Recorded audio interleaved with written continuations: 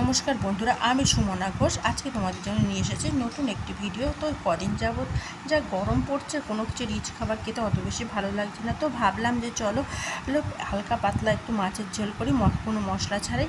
তো ভাবলাম তোমাদের সঙ্গে ওটাই শেয়ার করি, সেটাই তোমাদের সঙ্গে শেয়ার করলাম। তো এখানে আমি 8 পিস মাছ নিয়েছিলাম। মাছের মধ্যে নুন, হলুদ, একটু সর্ষের তেল ভালো করে মাখিয়ে মাছের গায়ে দিয়ে তারপর আমি ওগুলো মাছের তেলের মধ্যে দিয়ে ভালো করে ভেজে, সেই ভাজা তেলের মধ্যে একটু আলুগুলো কেটে রেখেছিলাম, সেই আলুগুলো দিলাম। আলুগুলো ভালো করে নুন হলুদ দিয়ে লাল লাল করে ভেজে তুলে নিলাম। তারপর পটলগুলো দিলাম। পটলগুলো নুন হলুদ দিয়ে ভালো করে ভেজে লাল লাল করে পটলগুলো আমি ঢাকা দিয়ে দিয়ে ভেজেছিলাম।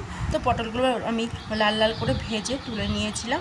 তারপর আমি ওই কড়ার মধ্যে একটু তেল দিয়ে তারপর 5 ফোড়ন, 2টো শুকনো লঙ্কা আর 5-6টা কাঁচা লঙ্কা ফোড়ন দিয়েছিলাম। তারপর ওগুলো ফোড়ন দিয়ে ভালো করে ভেজে ওর মধ্যে 2টো টমেটো কুচি করে রেখে দিয়েছিলাম, সেই টমেটোগুলো দিয়ে দিলাম। তারপর ওই টমেটোর মধ্যে একটু নুন হলুদ দিয়ে ভালো করে নেড়ে চেড়ে ঢাকা দিয়ে দিলাম। তারপর টমেটোগুলো ভালো করে ঢাকা খুলে ভালো করে সিদ্ধ হয়ে গেলে টমেটোগুলো নেড়ে চেড়ে ওর মধ্যে ভেজে রাখা আলু আর পটল দিয়ে দিলাম।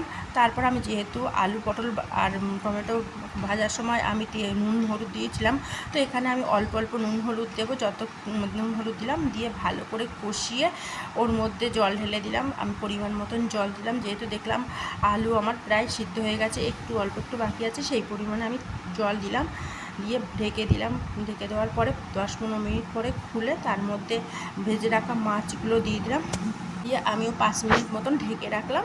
ঢেকে ওর মধ্যে ধনেপাতা কুচি আর আধখানা লেবুর রস দিয়ে ভালো করে নেড়ে চেড়ে 5 মিনিট ঢেকে রেখে আমি গরম ভাতে পরিবেশন করলাম। সত্যি অসাধারণ হয়েছে। তো যা গরম পড়ছে, এই গরমের মধ্যে খুব কম সময়ের মধ্যে খুব কম মশলা দিয়ে এরকমভাবে একটা মাছের ঝোল রান্না করে তোমরা এটা ট্রাই করে দেখতে পারো।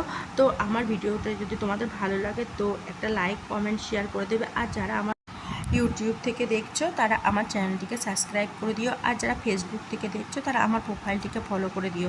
আজকে ভিডিওটা এই পর্যন্ত, আবার দেখা হবে পরের ভিডিওতে।